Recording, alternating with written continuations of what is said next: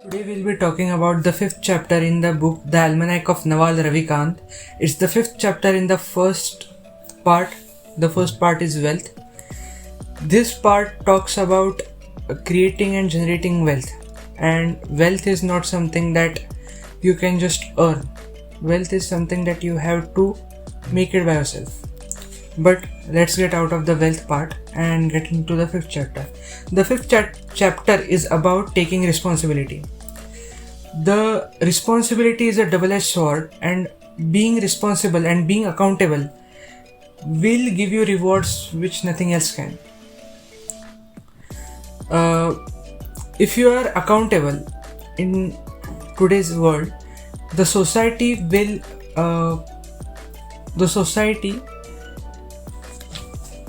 will gift you with three things: responsibility, equity, and leverage. You get rich by having leverage, and leverage comes in most of the times in three parts: labor, capital, and code or media. Now, all of these types of leverages people need to give you. You cannot just have them. People need to give to you. If you want leverage in terms of labor, people need to follow. If you need leverage in terms of capital, people need to give you money or some capital or some machines or etc. So you need people to give to you, and you can do that by taking accountability under your name. Now there are, as I said, accountability is double-edged sword, and accountability also has its downsides. Just like in the olden days, the captain was expected to go down with the ship. When the ship was sinking, the captain would be the last person to leave the ship. That's it how it is today. You, in the terms of business, you mostly will be the last person to reap the rewards. You will most likely be the last person to get the ROI after everyone has taken out their part. Then you will get your part.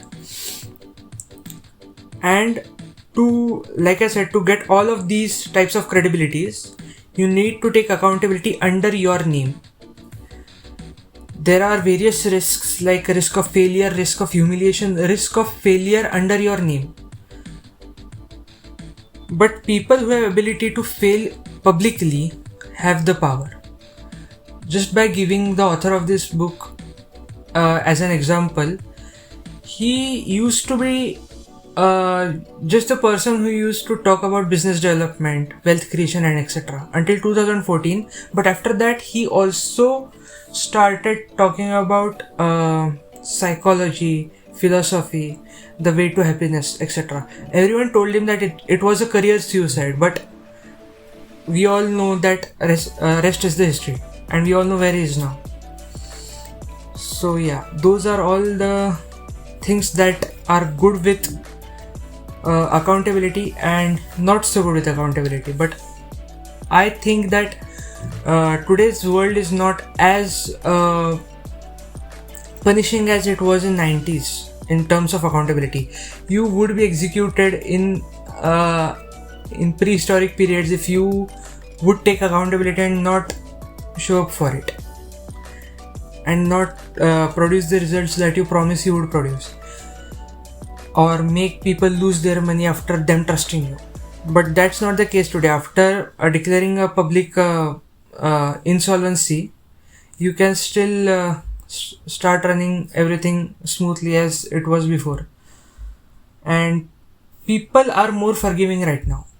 If you show that you have given high integrity effort and you are honest, people are more forgiving to those people who are honest and they have shown their high integrity effort regardless of success or failure. So I think taking accountability is worth the risk, and is worth the risk taking it under your name. As you can see, I am taking the risk talking about business and stuff on my channel, but still I'm taking the risk to build credibility. And I'm not thinking in the terms of months, I'm thinking in the terms of decades. But yeah, it is what it is. So that's it for today. And you just heard all there was about the fifth chapter in the first part of the book, The Almanac of the Naval Ravikant. And see you tomorrow.